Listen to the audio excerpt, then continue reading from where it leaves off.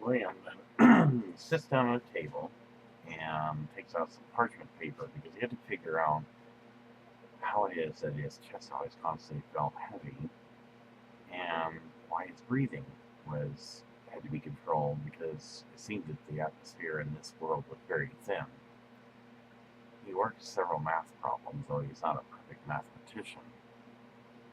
And after some time, he seemed to come to realize then that the world of Daenerys Stormborn Targaryen, the Queen of Mareen, her world was 3 to 5 times bigger than that of his homeworld of Earth. He come to terms then that because of this vortex opening that he had gone through, he has no chance of going back to his world. Truly, he is alone, and he has no one to be a companion, though he thought to himself with somewhat of a smile. Daenerys would probably say no one to mate with, but their customs and traditions and how they describe or talk about things is much different than that of this world. So this would mean then the air is thin because the gravity being heavier on a world that's 3 to 5 times bigger than Earth. Or the air could be heavier. He couldn't seem to decipher this, but he's not an expert mathematician. He decides that his first priority, of course, because it would be no different if he was in his home world, in the United Federation's army, to do exercises. Perhaps this would help him to get adjusted and keep his strength up.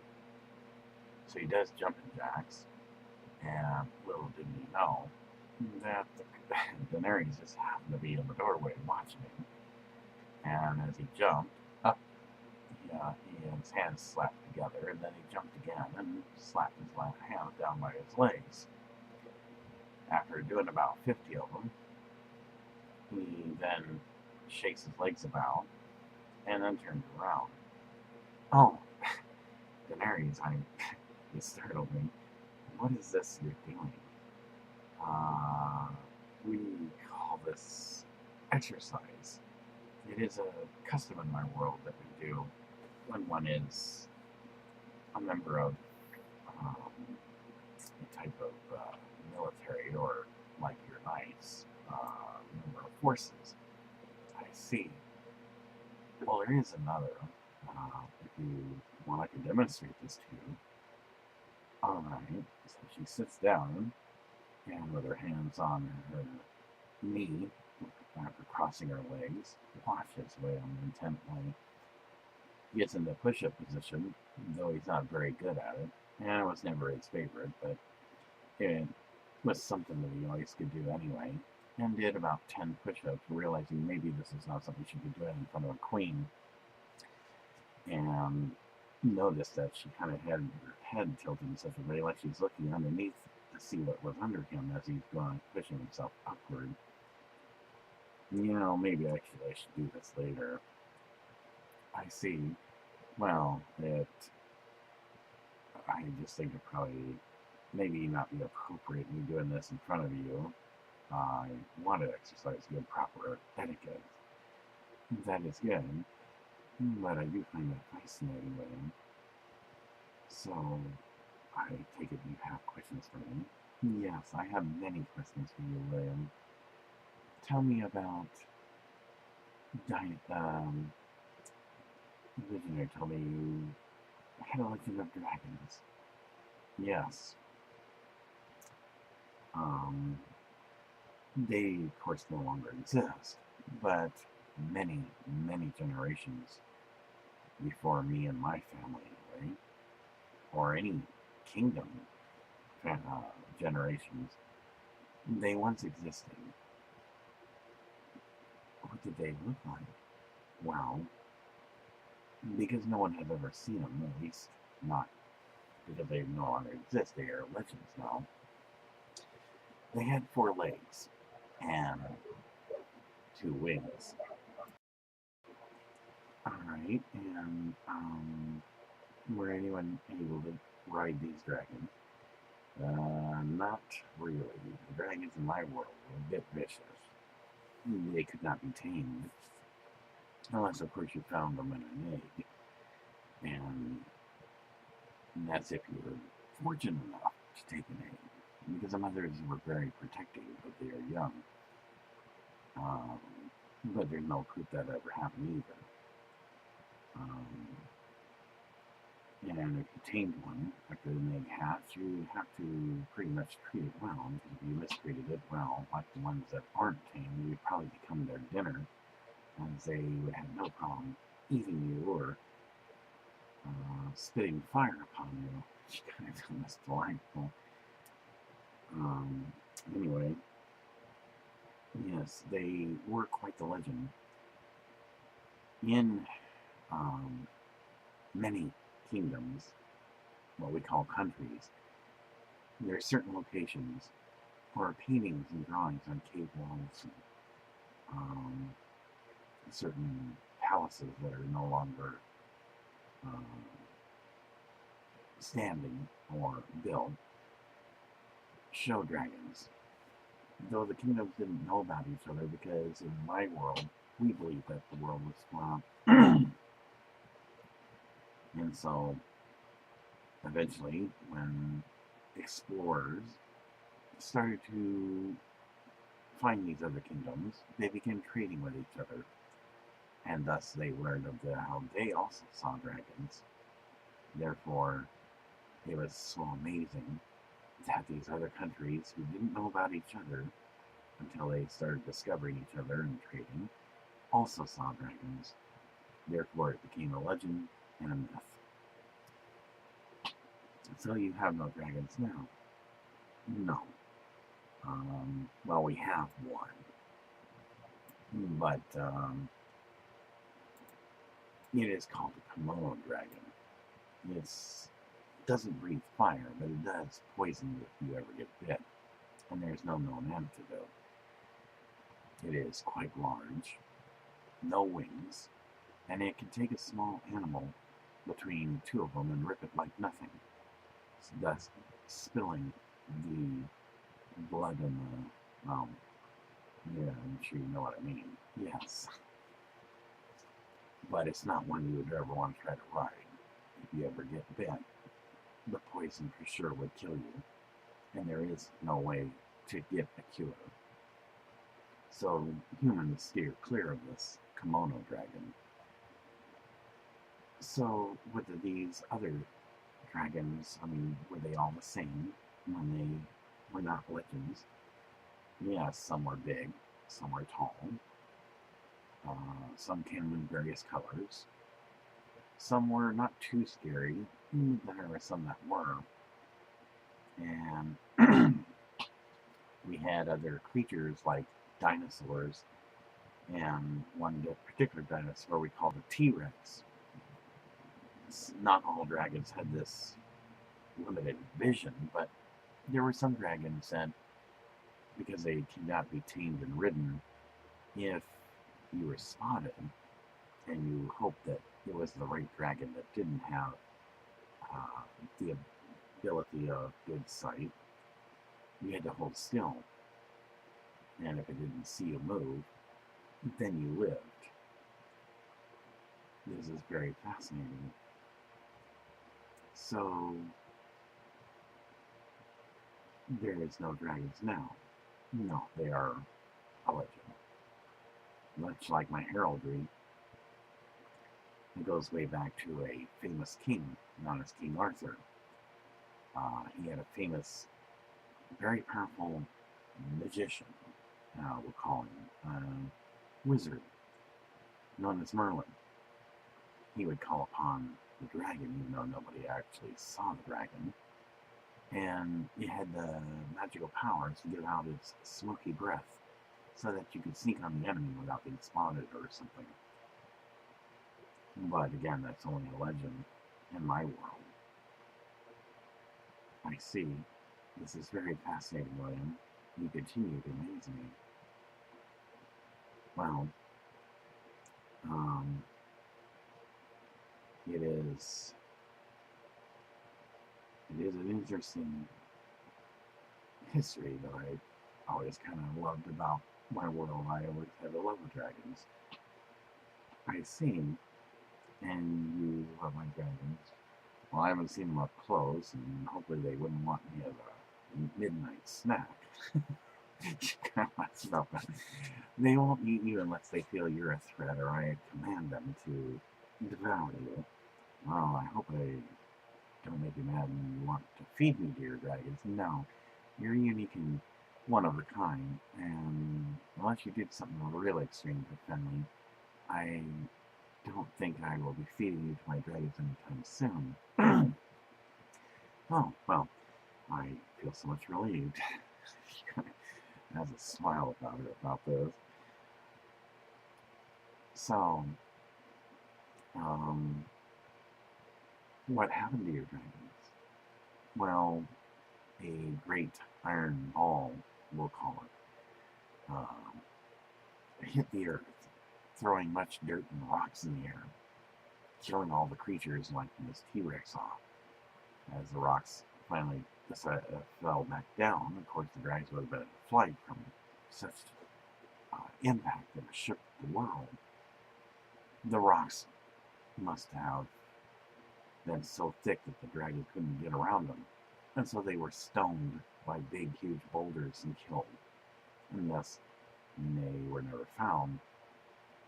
And many, many generations later, we had people called archaeologists that would find dinosaur bones but never found the bones of proving that the dragons existed. So they had to accept what we call hieroglyphs, which is the pictures on cave walls and palace walls of various kingdoms, that they had to exist at least one time, but many, many, many generations ago of my human world of Earth. It is very fascinating. Well, I thank you for sharing this with me. Well, you're welcome. So with that, he then takes out a special necklace. I thought perhaps maybe, since you have kind of made a decree about, or I'm presuming it was a decree, you said I am your suitor.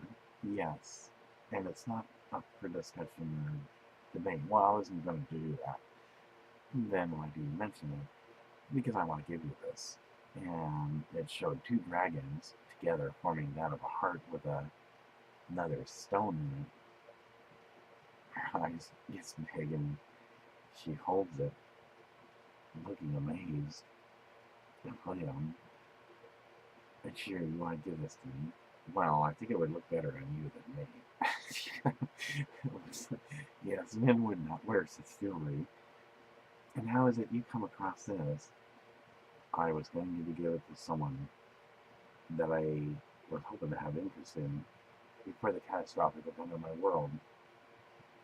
But I know I'll never see my world again. So I thought it should go to you.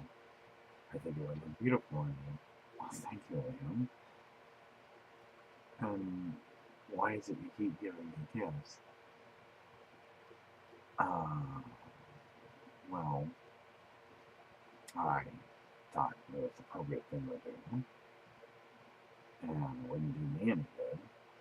But I figured it might commemorate the fact that we are getting along so well, as friends. Yes, well, in my world they call it girlfriend, although I'm not sure if I should call you a girlfriend because you're a queen and that probably wouldn't be appropriate. Girlfriend. Well, I guess I could call you queen friend. That would be a bit odd, yeah. So I'd just say we're friends and this is for you. Well, thank you, Liam. So she sets it on the table, most delighted she's got another treasure from his human world. That was quite an amazing thing. So how many kingdoms does your world have, Liam? Well, I think it's 30. 30.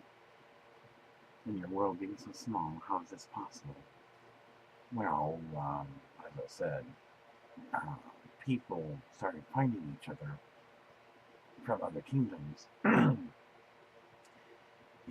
as they learned that a few of these kingdoms also seen dragons, they began trading for spices, silk, gold, silver, copper, various things.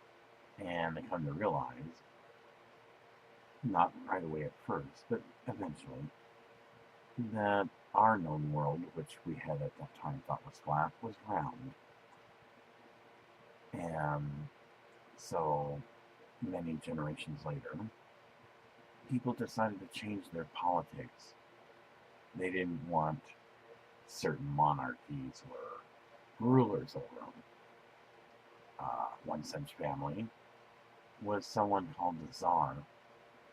Him and his entire family was wiped out, murdered, for a different type of politics in a very, very large kingdom known as Russia. Others chose different forms of politics. They would call themselves emperors or empresses. And many of the castles that used to exist are now places people visit for memories of history. There are, to the best of my knowledge, only 3 that are known as a kingdom.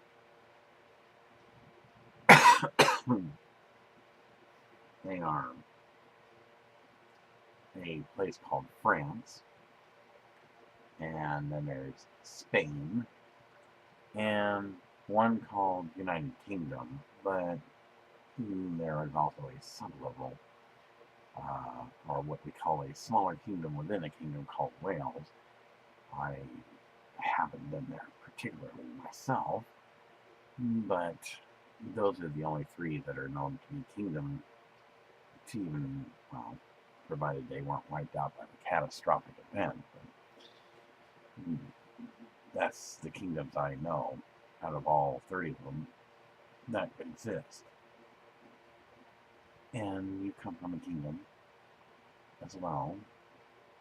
Well, mine's not really a kingdom. We call it a country or a nation. And the politics are different. So how does your nation run politics? Well, someone campaigns, that is, give many good speeches. They believe that the people should decide who the ruler should be, and the one who gives the best campaign speeches wins the position of being a ruler. After 4 years, they are allowed to at least campaign or give many speeches one more time, but others are allowed to compete if they feel they are qualified. And again, those who give the best speeches wins. I see. This is strange indeed. We have no presidents here, William. I understand, and I do respect your position as queen. That is good. So that, I know, is a bit strange. And you have no palace yourself. No. My heraldry has stemmed many generations of just my family alone. We called them the McEachran clan. They were like Scottish. The way it was handed down through the family generations is that there was a king and queen who had possibly a son and daughter who was known as Prince and Princess. The McEachran clan were known as bodyguards. Only the men, of course, held such a position as bodyguard to the royal family. And this kingdom, within a kingdom, was known as Scotland. The clan, of course, had their own castle, and it was located in Glen Eden, Scotland. I do not know if that castle still stands, or what there may be left of it, but since it has been handed down through the generations of my family, I like to think that since that part of my heraldry would still exist, so does my truth in speaking. about my heraldry.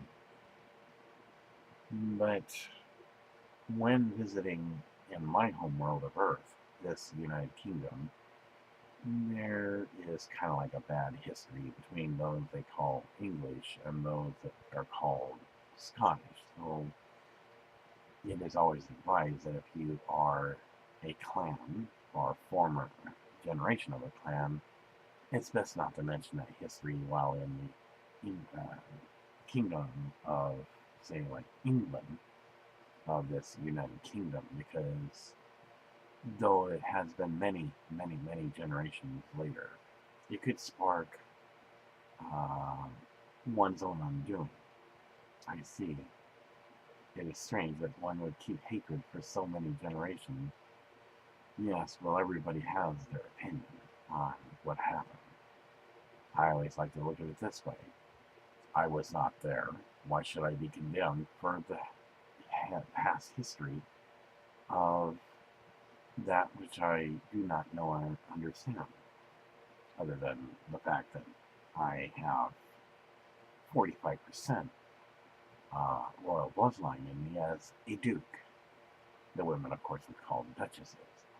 And the MacEwan clan were actually second in line to the throne of Scotland should the royal family be killed off in this kingdom of Scotland. I personally had no interest in claiming biased on my 45% because, well, I didn't want to start something that would look like I was an instigator of anything.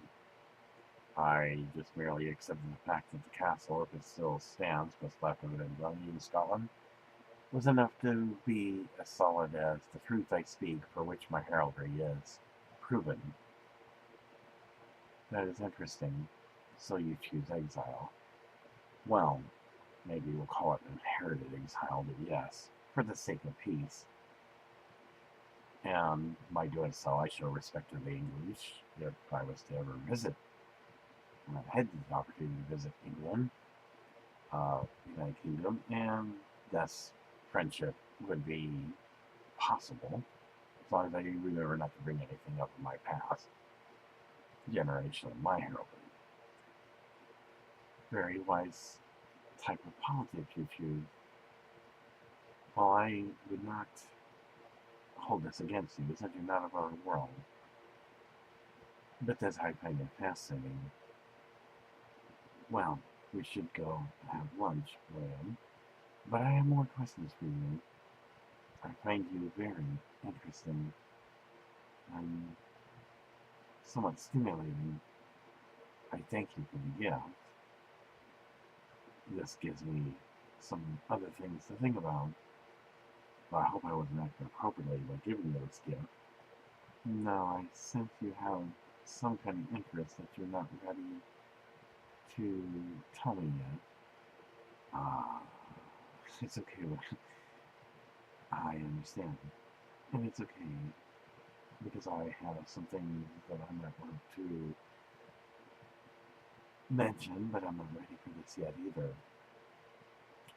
Well, I thank you for letting me stay here. You're welcome, William. Shall we go? And so with that, they get up and go to the very large banquet hall, which again has many tables. And as he goes in the banquet hall, he sees that one table, unlike the rest, is very long and has a big chair, much like that of the sunroom. And of course, that's where Daenerys goes to sit. And she gestures for him to pick any seat he wants, and so thus they start having their lunch.